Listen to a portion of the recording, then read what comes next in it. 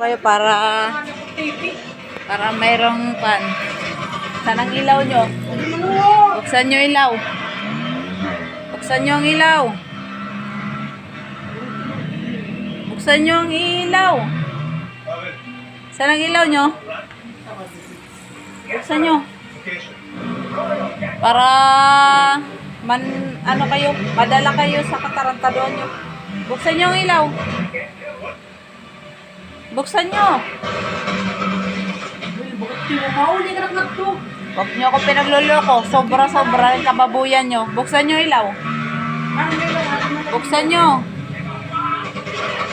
Buksan nyo ang ilaw. Para makita ang mukha nyo. Kasi sobra-sobra na yan. Kausap mo lang yung anak mo eh. Ako nakukonsensya eh. Kausap mo yung anak mo. Dito ka na sa lalaki mo. Kausap mo palang anak mo ibilin. Makonsensya ka naman. Yung anak mo, hindi lang asawa mo niloloko mo. Pati anak mo.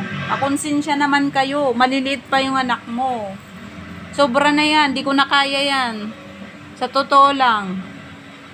Alam mo, kausap mo yung anak mo. Hinahanap mo yung asawa mo. Tapos andito ka kay GR.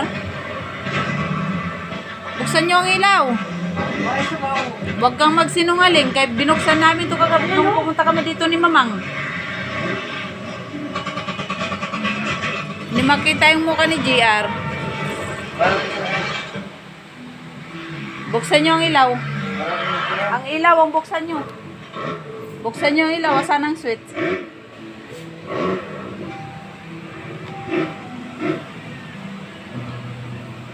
Ayaw mo buksan ang flashlight ko eh.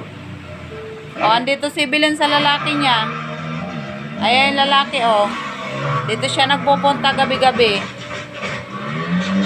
Ayan o. Hindi lang makita yung mukha. Ayan o. O, magpakita ka nga rin sa ilaw. Ayaw ko makita o madilim eh. Buksan niyo yung rodang ilaw. Ayan o si Belen. Ayan yung lalaki niya. Dito siya nagpupunta gabi-gabi. O, ayan. Ito, dito sila natutulog. Ayan, tulugan nila. Ayan. Diyan sila natutulog. Ayan. Madilim, walang ilaw. Hindi mo makita yung muka. Basta yan sila, o. Dalawa sila. Ayan, o. Ayan, si Belen, o. Si Belen, o. Ay, lalaki niya, o.